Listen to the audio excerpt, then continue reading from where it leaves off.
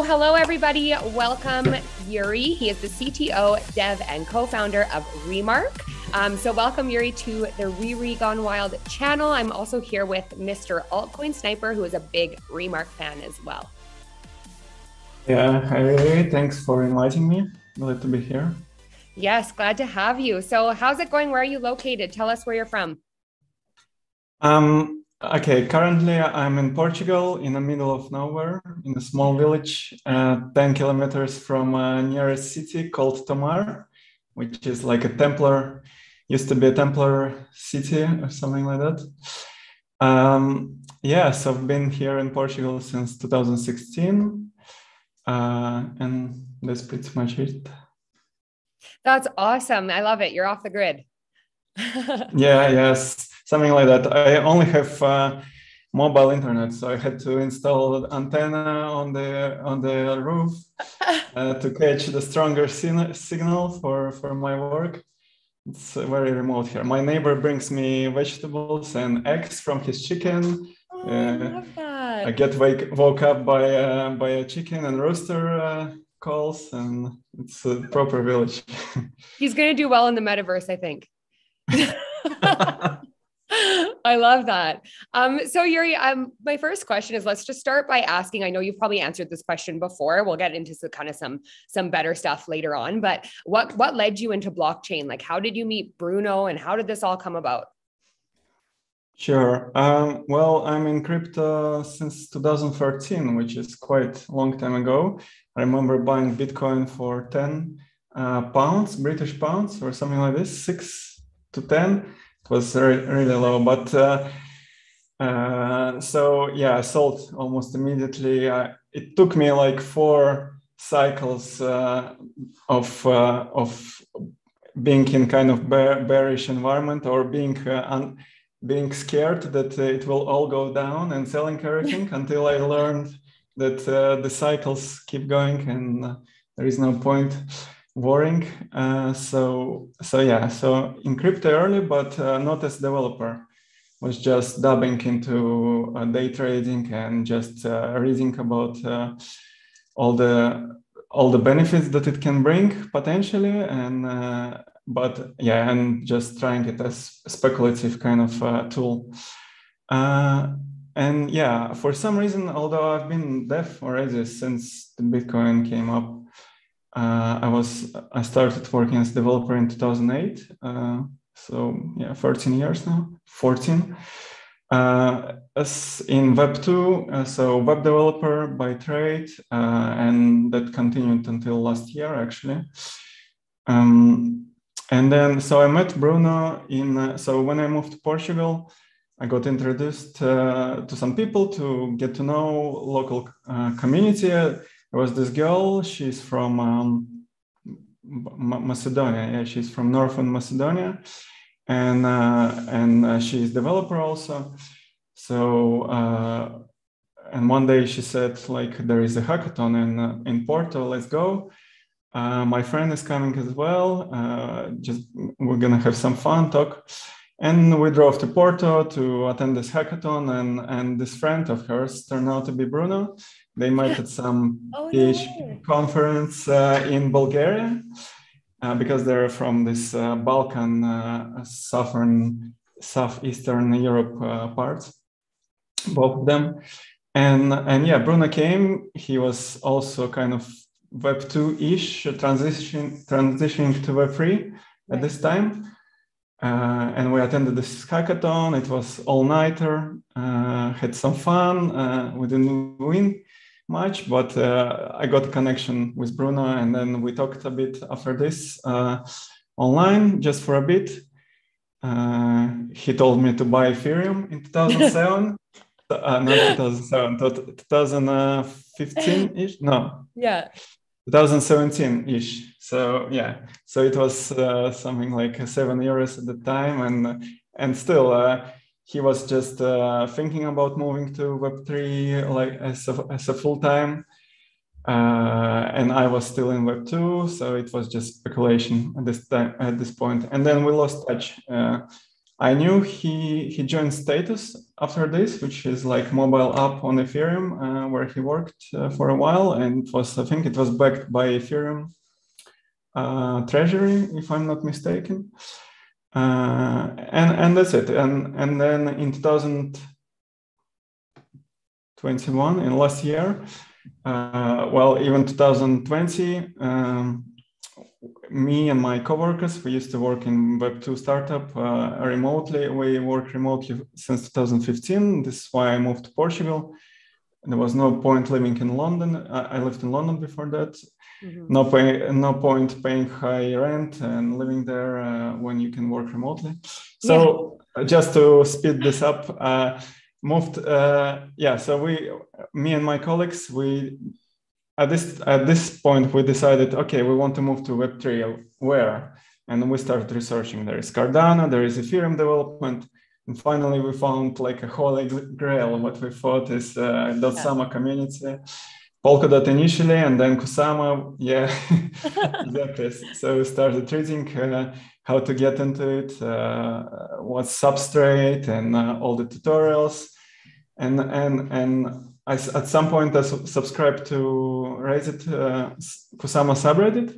Yeah. And I saw someone posted a video of Bruno explaining what's the difference between Kusama and Polkadot. And I was like, oh, I know this guy. I should message him. What's he up to? Because he talks about Kusama. He's somehow involved. Yeah. And I messaged him, which was February last year, 2021. We're in 22 now, right? Yeah, we're in 22. I know, it's hard to remember. Yeah.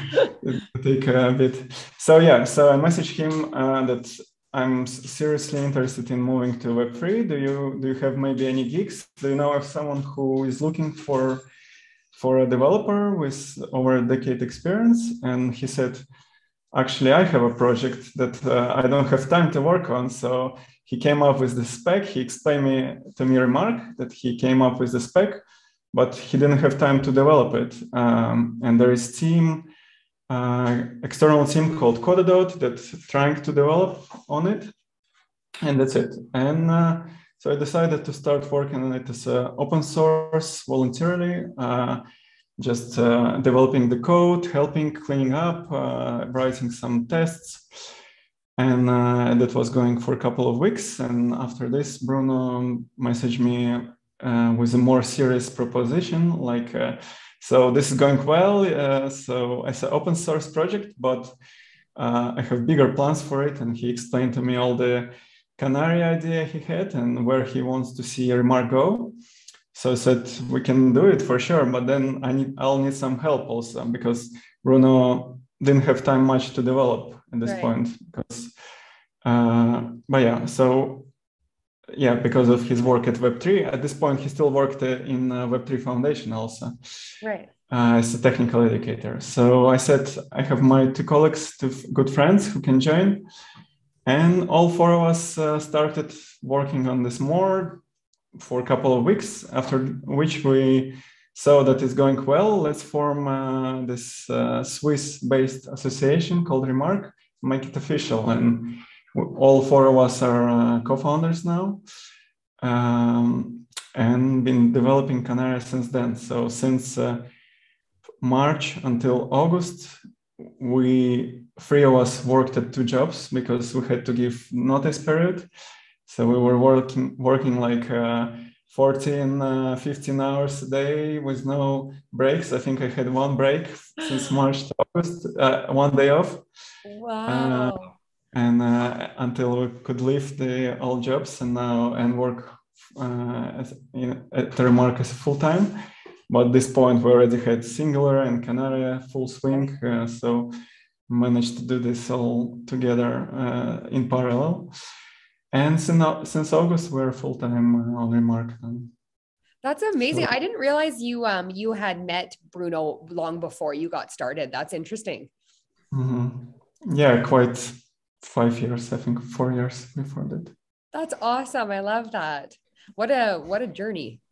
Yeah, it was. Yeah, and if you think about it, it's just if I wouldn't message him right at this moment, maybe 1 month after or before, it could all be so different. It's like how it fell into the right place at the right time.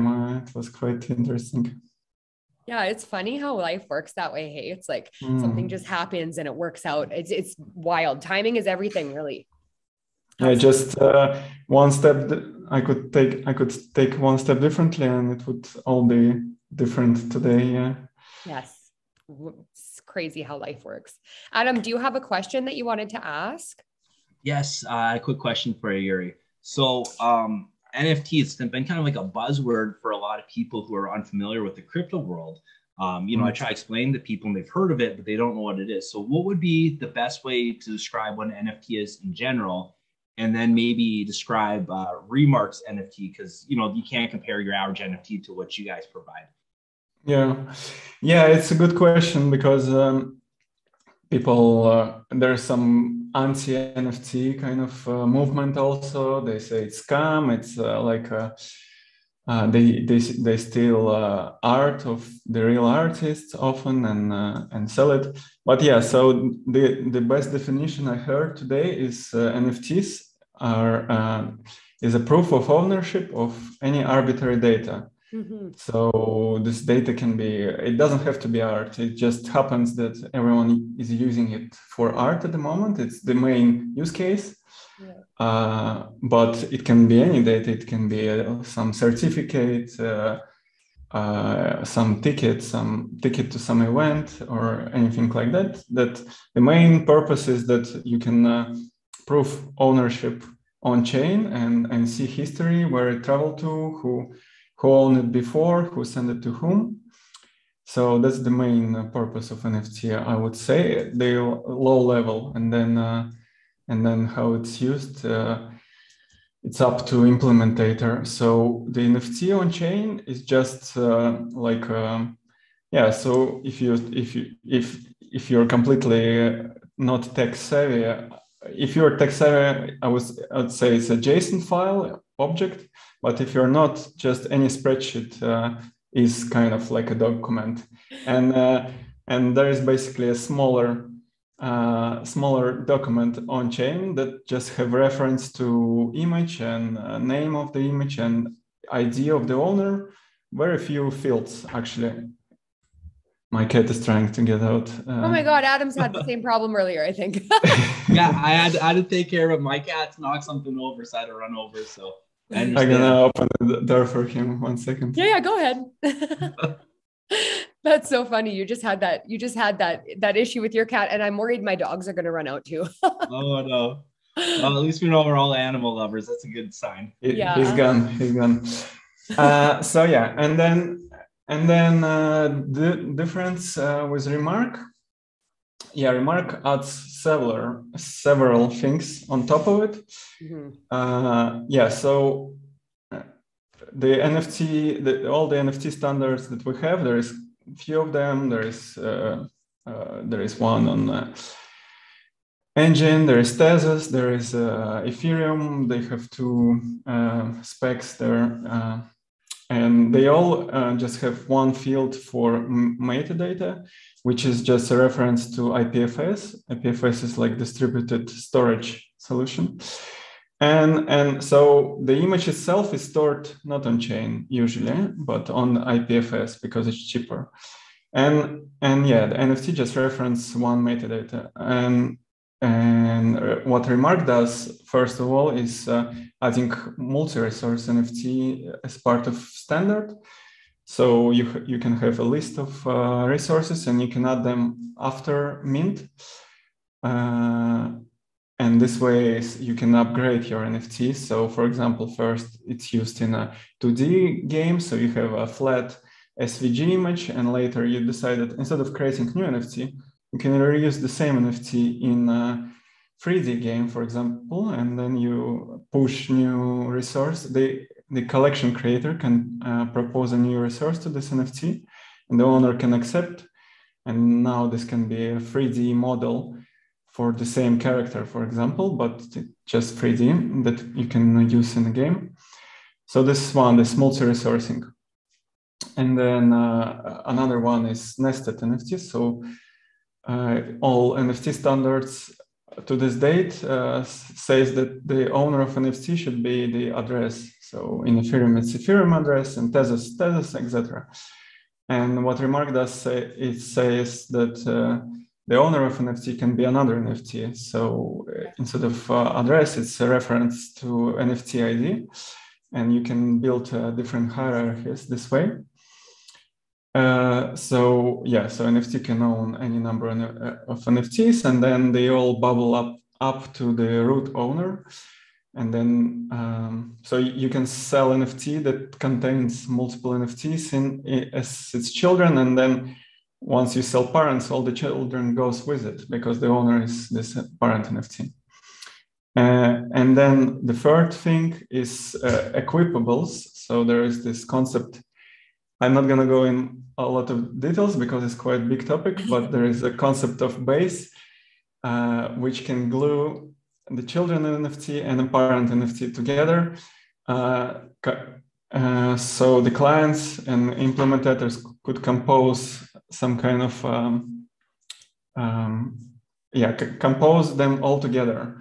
So base dictates how this composability works. So at the moment we have a spec for a base of type SVG, which has properties of slots. So for example, the Canary bird that we have is our flagship product. It has slots like a foreground and headwear and background.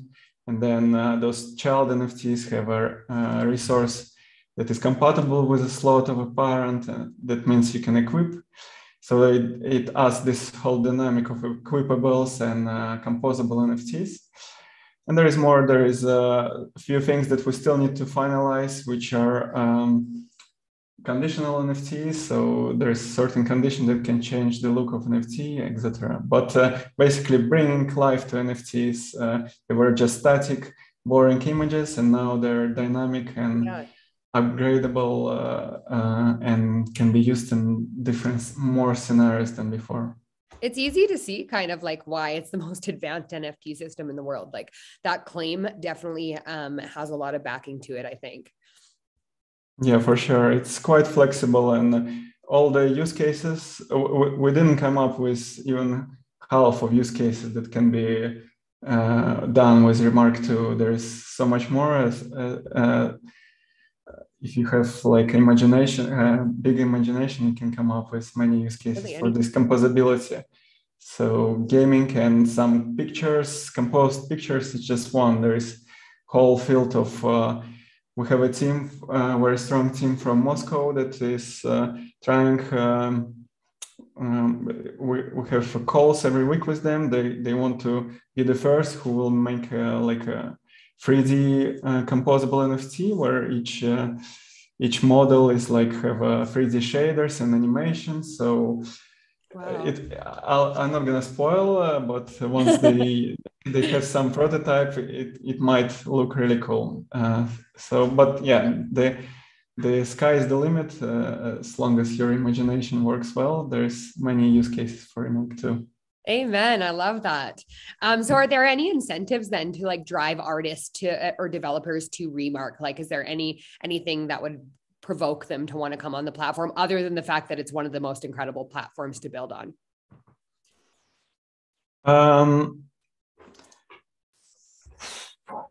Yeah, just being the first is good incentive. So yes, I agree.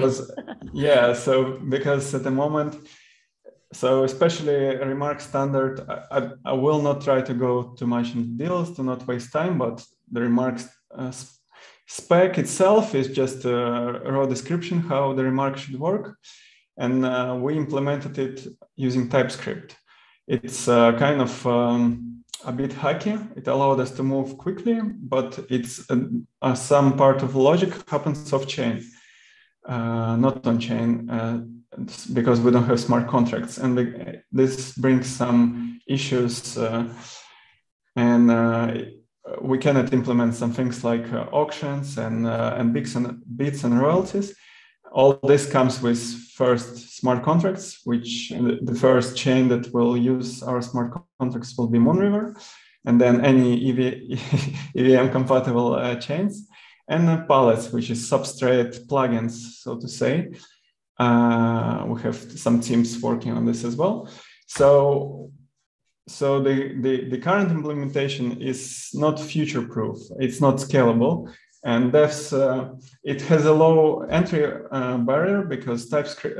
Most of web developers know TypeScript, and there is plenty of web developers. But the smart contract version and the palette version will be the most powerful ones. And at the moment, apart from us, there is not many. There is maybe the composable finance team is interested. The Moonsama team is interested in our contracts. But other than that, not many will use it yet. RomDAO also will use Remark contracts. So the incentive is to be one of the first to use Remark standard in your project. So you can say, well, we're the first to use Remark 2 in this way on this chain, for example. So this can be a good incentive and kind of marketing also. A trick to say we are the first to use them. Absolutely. I'm not mad that you just listed a bunch of my favorite projects, by the way. Yeah. So I knew audience will be listening to this. So name a couple of big names. Love that. Adam, you can go ahead there. Well, I was actually going to ask a similar question about all the partnerships, which is pretty perfect. cool. That's what kind of drew me to you guys a little more recently. I noticed you had a partnership with like Robotics and a couple of other parachains. Would you be able to maybe highlight a little bit of that for us? Sure. So what I learned in my short time working in Web3 space is that sometimes those partnerships, they announce the partnership before there is any concrete plan. What will this entail? So this is, I'm being a bit candid and bitter about this, but a lot of those partnerships are just that. They just announce it for marketing, some kind of marketing push, but no one has a plan. What would this mean? So take all the partnership with a grain of salt when you see them, because often it's just marketing move. But nevertheless, we have a BizDev team that is trying to follow up on all the partnership and see what we can do with them. So Robonomics, you said, is one of the latest examples. Yeah. So they have some crazy ideas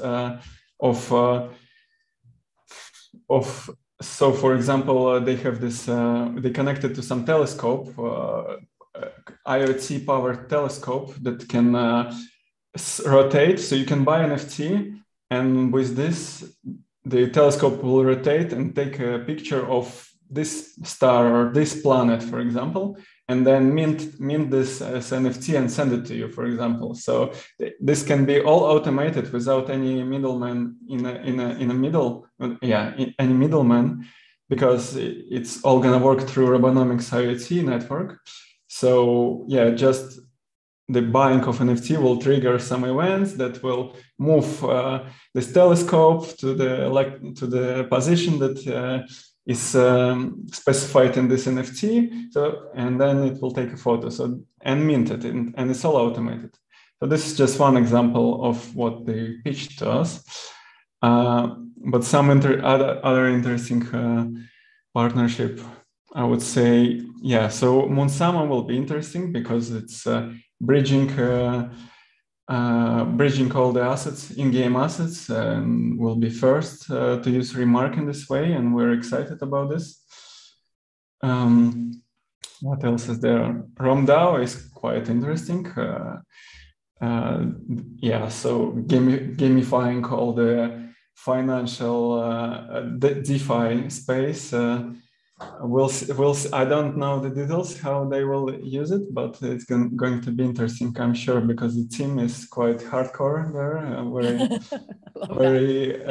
Yes, they're gigabrains kind of team. When I read their documentations, I feel really stupid compared to. Oh my God, how is that possible? I'm not this, but they are. At least in the financial and DeFi space, they are very knowledgeable, it seems. But yeah, some partnership are also some symbiotic in like, so composable finance are really nice to us. They provide a lot of development force to help us speed up rmrk.app on policy development. So there's some of those also. So because they want to use our spec soon, Fala as well. So Fala want to build a metaverse of their own using BitCountry tech. And they want our contracts, our pallets as soon as possible. So they help there as well. So there's a few teams that they want to use this composability as soon as possible. So they're all Remark is wanted. Remark is well wanted. Wow, those are big partnerships. Full transparency, my biggest holding is Remark, and I'm not just saying that. So I've always been a big fan, but here in Rome and Munsama, that's pretty exciting. I think I've been smiling the whole time we've been talking about those two projects. So I'm real happy to hear that. Yeah, absolutely. I think this is kind of a big topic, so you don't have to really elaborate too much, but tell us a little bit about the metaverse. I mean, I think this is kind of like the hype word. Everybody's really excited about it. 2022 happened. So like what makes Skybreach so special and like what can we look forward to? Okay, so yeah,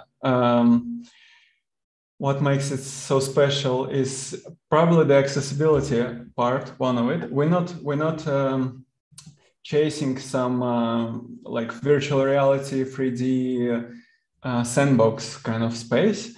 It's going to be more opinionated. It's going to be more accessible. So it will be isometric view, pixelish kind of graphics. We know already what the look that we want. That's for sure. Our art director Paola is having meeting every week with different game developers to learn as much as possible how we need to prepare for this. And from art point of view, also she's preparing some sprites and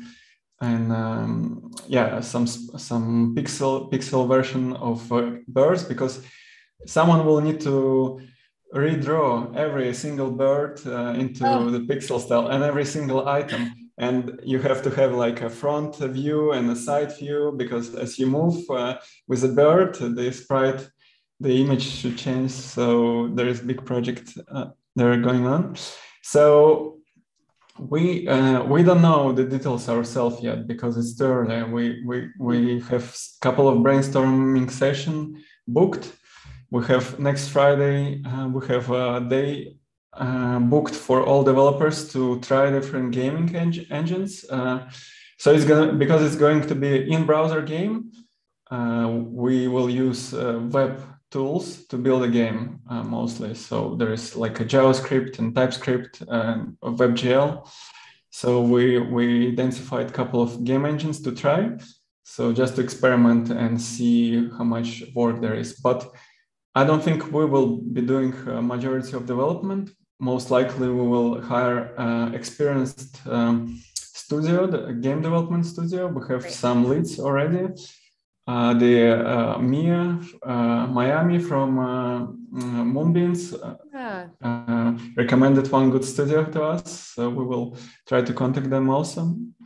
But we want to also try to develop a little bit, at least a prototype we don't want to rely completely on an external team to develop it. We want to be able to go there and fix some issues if there are any, or continue developing on our own once the bulk of work is done. So we know it's isometric. There will be lands. Land will be NFT.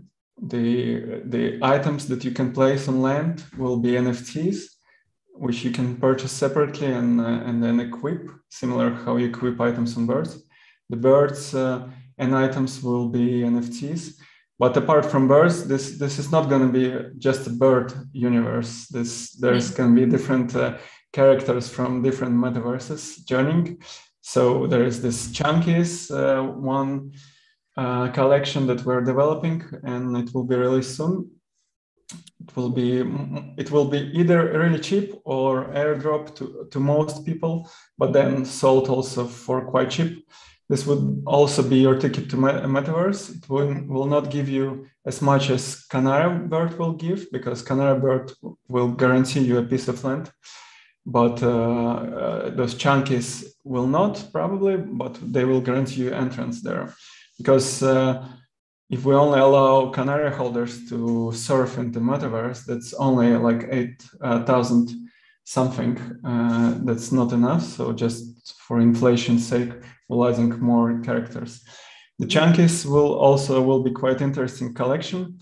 First, outside of metaverse, similar to Canary. What's interesting about it is that we will open whitelisting of items to anyone. So anyone, any artist will be able to create items equipable on chunkies. So that will create interesting dynamic for NFT artists to come up with their own designs for items that you can equip on those chunkies. And they can form their own markets and promote their own equipables. So there is going to be a whole huge flute of equipable items compatible with those characters. And they will live alongside canaries on Skybridge. At this point, I would say that as much as we know, we have some teams that starting on some lore soon, on some backstory for Canary. And yeah, we're writing down slowly different mechanics that we would like to see in this game, preparing to then, once we find a studio, game developing studio, to pitch it to them and see how much work there is. So exciting. I love this. I can't wait. Honestly, I'm really not a gamer, but I'm going to do this. Like, I'm really excited about it. So yeah. Yes, this non-tech girl, you will find me in the rmrk metaverse.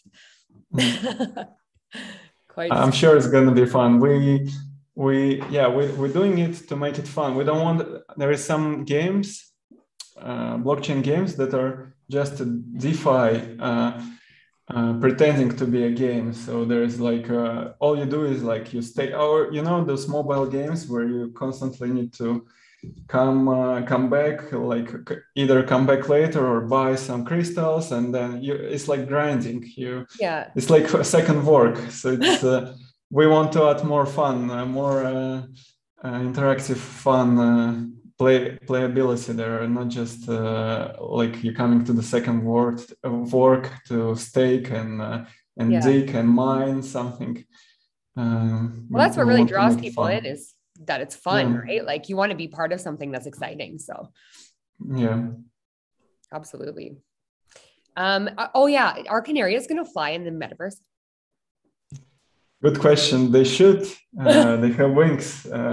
What's the point of them only walking? Unless there is some backstory of some mysterious cars that that breached the skies and made them not be able to fly, and then now you need to find a way to cure them from this sky breach. We'll see.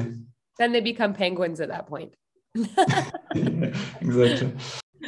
Awesome. Adam has a Canaria, and he had some amazing artwork done on it. Do you want to tell us a little bit about that, Adam? Yeah, so I kind of went full out right on the Canaria project. I thought it was great. I thought it was innovative. Dove feet first in this one. So I got myself one with a Braggy Stone. With that, you can add secondary artwork. So I found Keithy, that's an artist. He's from the Philippines. He's phenomenal, and he did work for a guy big in the community panel, which we all know. And right away, as soon as I saw his artwork, I had my own custom art made. And, I was a sniper in the Army for a long time, so I had to make a sniper bird. So, and I got second one in the process, and that'll be ready this week. And it's going to reflect one of the partnership projects of rmrk. So I'm excited for that. I don't know, I'm like a big kid when it comes to this stuff, so I'm super excited. Okay, so Altcoin Sniper is not just a name. There is actually some real sniping job behind it. Yeah, you've been the actual sniper in Army. Yeah, I currently serve part-time in the National Guard in the States. So I was in the sniper section for a while, so that's where I came up with the name. And I guess that's a pretty popular term in the crypto world, sniping whatever calls, right? So but yeah, this bird, I personally remember I was adding this secondary resource to it, and Keith, he's great. He did a couple of births already for us and for other founders. And it's really interesting that Philippines, our art director is from Philippines. She's amazing. Like, thanks to her, the Canarias success is mostly thanks to her and her amazing art skills.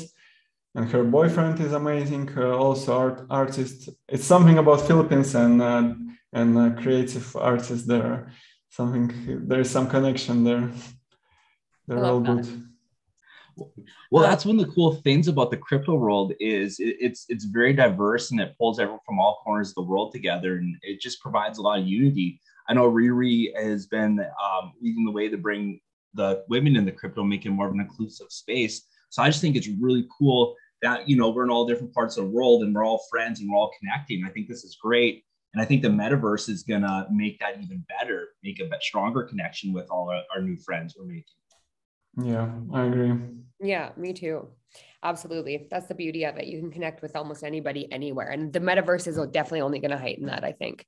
But anyways, this is a rumor question. Have you heard any more news on the infamous Beeple post? Yeah, I don't know if there is anything behind this rumor, to be honest. It's good. Maybe once we have royalties and auctions, he'll finally come. But I don't know. Yeah, he just tweeted Kusama, and that's it. That's as much as we know. Come on, Beeple. Unless, yeah, if you're listening to us, I'm sure he's watching. I'm going to send this directly to his inbox. Absolutely. Adam, go ahead. We'll take good care of him. We'll take good care of you if you're going to join people. Yes, that's come on, sure. People. We just want to talk. So I got a question because you seem like such a great guy, and I kind of want to know a little bit more about yourself. So what are your inspirations? When you get up in the morning, what inspired you to keep grinding out these long days and working hard on the project? And do you have any mentors or anyone who's kind of coached you and led you to the path you're on right now? Not really a mentor, kind of self-taught. So I was, when I moved to London from, I was born in Latvia. And I moved to London when I was 18, just to search for work. And I was working as kitchen porter and then a chef. And then one day I decided to become programmer, just like this. And this is actually, this also a good message that I want to say. You don't have to, if you're thinking to move into development, almost, I might maybe one or two developers that have a computer science degree. Most are self-taught. So it's, if you have some curiosity, if you're tech savvy, if you like solving Sudokus or some puzzles, that's all it takes to become a developer. Really. Unless you're doing some hardcore statistics stuff, you don't have to be a mathematician or good at maths or algebra. So a lot of people think, oh, to become a programmer, I need to be super good at math. But no, so anyone can become one. And the same with Web3. Sorry that I'm diverging from the question a bit. No, that's okay. But so there's so many jobs in Web3. There is like big companies always hiring, not just developers. There is some just need people who come up with memes, who can create cool memes and pictures and whatnot, and social posts. There's social media marketing people. There is all sorts of jobs. Yeah, content creator. If you write well, someone is looking for you for sure. All sorts of managerial positions, product owners, product managers, designers, web designers. Everyone needs the websites. So yeah, don't be afraid to try to move into Web3, even if you don't think you're technical or know much about blockchain. But yeah, so no mentors, but what makes me work the long hours, I guess I'm workaholic. I don't really kind of get agitated and frustrated if I work with someone and he's slacking too much. So I do respect people who manage to find a good work-life balance, unless they work with me, alongside me. So because I like to work, and if someone is actively trying to avoid working, kind of grinds my gears, or how you say, what's the saying? Yeah, so I'm not a fan of it. Of course, you cannot be productive every day. Some days you feel more productive than others. Some days I cannot concentrate and not do any work. Right. And so I just do some other things, reply to some messages or whatever. I have non-technical, so sometimes just brain refuses to work. But yeah, but other than that, if you're in a working mood, then and I'm often in working mood, so I just work because I like working for some weird reason. So yeah, and in general, it's very exciting. So my last job, I lost this spark, this excitement already, and then moving to Web3 and crypto finally unleashed this motivational boost that I was longing for a couple of years now, that I lost, and suddenly there's so much to learn, so much new. And yeah, it's just inspiring, and this gives you some boost as well in the morning. Yeah, I love that. I love that you just said anybody can become a dev. So that gives hope to non-techie people like myself. I'm pretty sure Yuri just said I could become a dev, everybody. I'm pretty sure. Pretty sure I heard it. Yeah, for sure. If you're good with computers, one of the most important skills of dev is doing good Google searches of the problem you're trying to solve. Oh, I'm good at Google. Yeah, because someone already had the same question. You just need to find the answer and then learn from this answer, from this question that someone asked. And there is whole websites dedicated to developer asking question how to do this and how to do that, and other developers answer to them.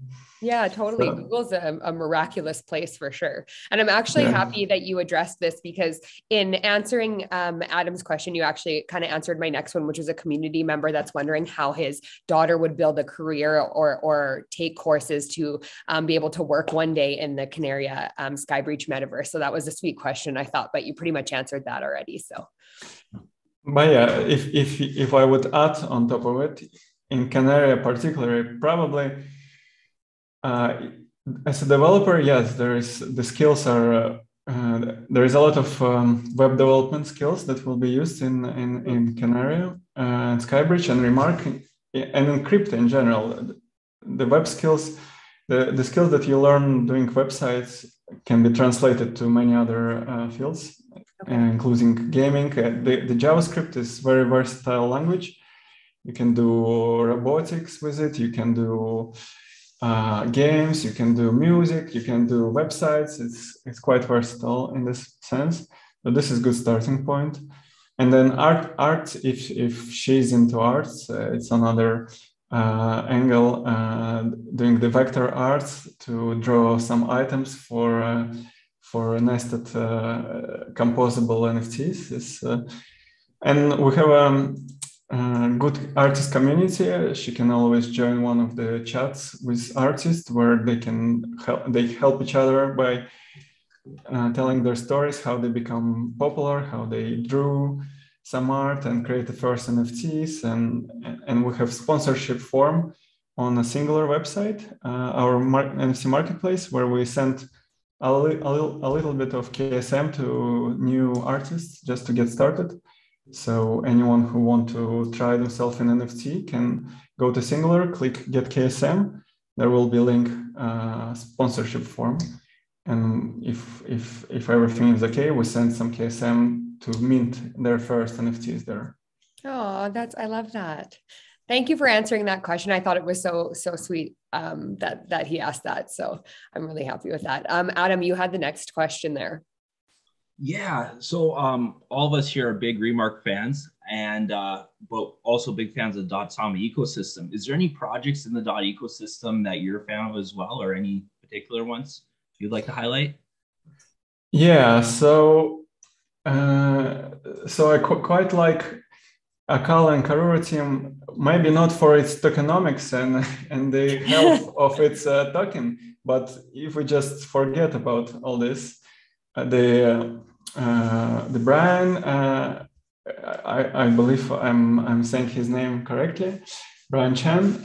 He is very big on Substrate development. He actually one of the teachers on Substrate Academy, teaching new developers wanting to build on Substrate and Polkadot and Kusama. This Substrate is a framework that Polkadot and Kusama are built on. You can use it to build your own parachain. So he's teaching there. So he knows ins and outs and all the future features of this framework or in this language, which is Rust. They use Rust programming language. So if someone knows what's coming in Substrate, it's him. So he can use this knowledge to develop his product better than most. So this one, composable finance, I was really impressed with them. I still don't completely understand what they're doing, but I know that their development team is really strong and there's lots of them and they're like unstoppable force. There is this Marmite Toast. He's like another influencer in Dotsama. Right. He works for them now and he's looking for opportunities for their dev team because they have such a big dev team. Sometimes they're looking for more stuff to do and they now involved in rmrk development as well, helping us, and they're looking for other ventures. So they don't sit and just do nothing and pretend that they have some product. They actually look for more and more products to build and they're very build first kind of mentality. Yeah, I'm impressed with Kilt as well because they're more enterprisey kind of, but they're very professional. They have professional team there. Just based on this, I think it's kind of a long haul, something that just I bought and I'm just gonna keep on the side and see where it's going in 2, 3, 4 years because the team seems so serious. Right. Yeah, so most of them I'm impressed with Fala as well. They because they have some product now. It's not that popular. It's not popular at all. But the team is very driven as well. They help us also with coding. They're very smart, and now they think to venture out. So they do this distributed computing kind of. As I understand it, their parachain is based on this distributed computing power, but right. Now they want to reuse it for metaverse also. So they have this network of basically computers that can run some heavy computing power. So they can do like VR or 3D metaverse there. So they have some plans, and I know that they will use rmrk. So curious what they will do there. Yeah, so there's more parachains. Most of them are interesting. Some are weird. Yeah, I'm not gonna. Some are weird.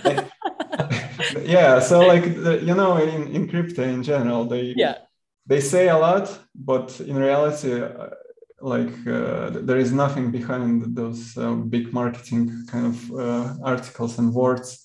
There's nothing much built there. So there's many of those that you don't know if it's a scam or what's their angle. It's like fake it until you make it. Yeah. So yeah, fake it until you make it. Yeah, absolutely.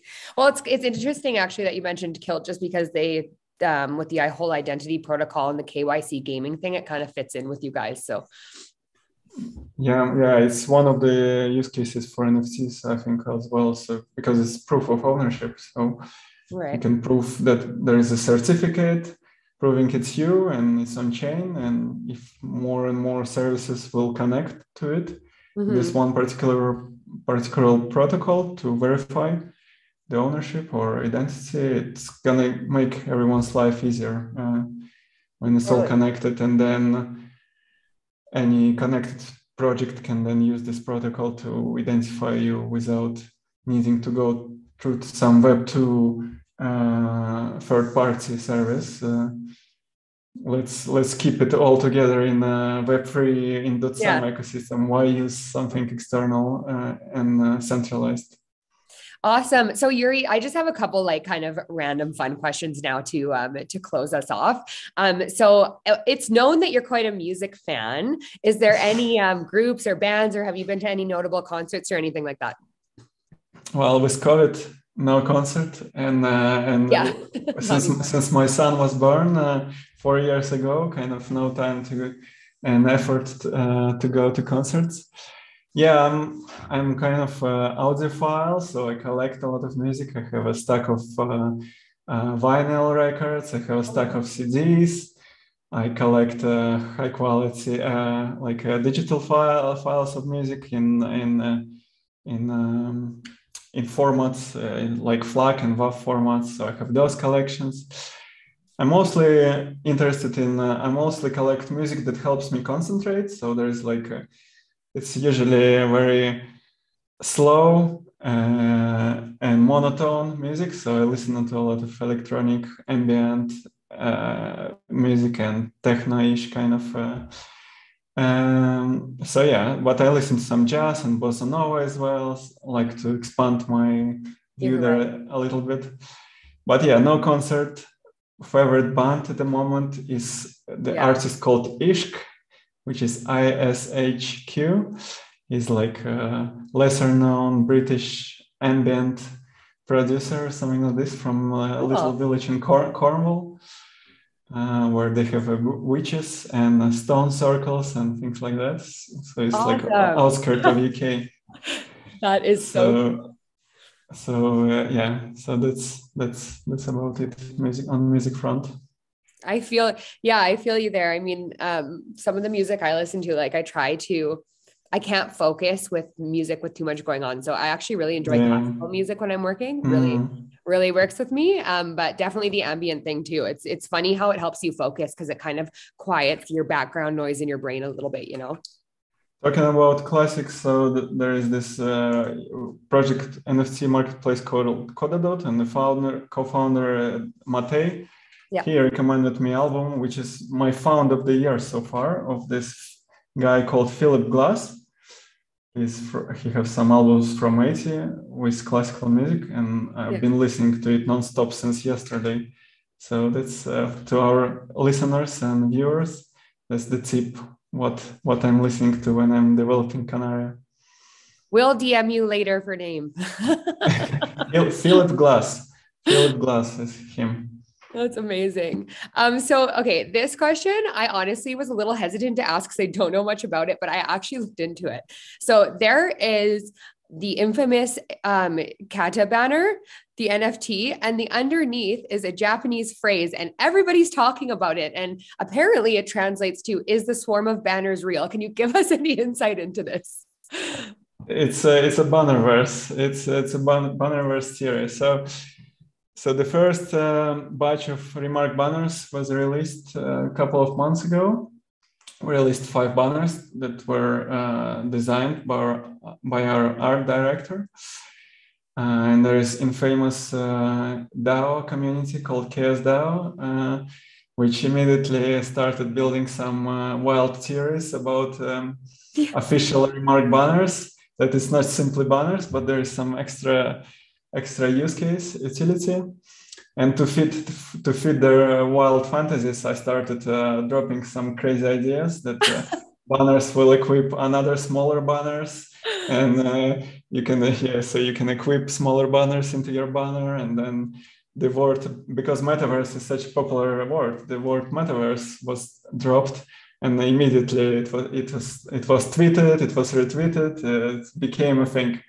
But actually, some of those they came up with more and more wild utilities and none of them have any substance to them. But actually, now we're reading some of them, and we thought, why not? So some of those wild theories now can come to life. We already distributed second batch of our banners to owners of previous batch. So that was first utility of banners. And there is big potential that owning the banner will give you something in Skybridge. So it can maybe give you like a billboard to put something there, or maybe it will be like a graffiti of this banner picture that you can put on your building or something like that. So it's not out of the question. So that's funny. All the speculation actually sparked some new meaning. So that's awesome. That's great. I had so many questions about it, and it's funny because like first thing I did obviously was go to Google and be like, what is the Banner theory? But all that came up was a bit about Bruce Banner and, you know, some other stuff. So it's like an inside joke now, because they kind of making it real by talking about it that much. So it wasn't real, but now it's actually becoming a real thing, the Bannerverse. Yeah, that's awesome. Adam, did you have any closing remarks for Yuri at all? Well, I just kind of want to, I guess, compliment Yuri and his team. I've been in the crypto space for a little while, and I haven't met another team so interactive with the community. There's always one of you guys in the chat room, always answering questions, always super positive. And I really appreciate that about you guys. So I kind of want to thank you for that. That makes me feel really good to be part of the Remark community. Thank you. Although I noticed that last couple of months I've been burned out more than usually, and sometimes I respond harshly to some of the questions. Like for example, this is a similar story with Christina, because there's so many weird. She's community manager, but so many weird people like message her with threats and with some weird, like dick pics and things like that. So after all this, when someone normal message you, you automatically assume that he's one of those annoying people. So sometimes she responds harshly, just automatically, because she's just so tired of all those weird people threatening her in private. So sometimes you're trying to be nice, but your language can sound harsh just because you're so tired of all the weird people contacting you. So I think this is another thing that we might need help with, more community managers. So if someone thinks you're a good community manager, feel free to contact us. On that note, I might quickly use this opportunity to say that we are hiring on few positions. If you're very good with social media, if you're good with like Instagram and Twitter and Facebook and whatnot, just creating good posts, good tweet. If you can inject yourself in conversation and drop a remark there, we want to hear from you. So there is this. Love that. So don't hesitate to check if you like the project very much, and don't hesitate to try. Maybe they're hiring someone with your skills. That's amazing. It's funny that what you mentioned about Christina, because I have like not the same issue, but kind of like I had somebody ask about the Banner theory, right? And my first response was, what are you trying to do? Like, is this an evil question? Are you trying to like mess with me? And then in my head, I was like, wait a minute, this person's probably really nice. Yeah, because there's a big number of people just saying when this and when that, just without trying to understand the project, and then you automatically start assuming that everyone is like that. Everyone's like that. Yeah, I know. It's an odd place. Well, Yuri, it's been fantastic talking to you. I really, really appreciate you coming on here and debuting the first interview on the Riri channel. So that was fantastic. Thank you for doing that.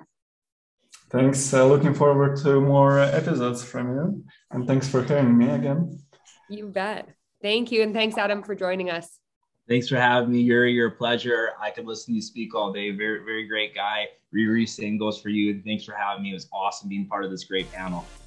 You bet. Thanks, Talk to you guys later. Thank you.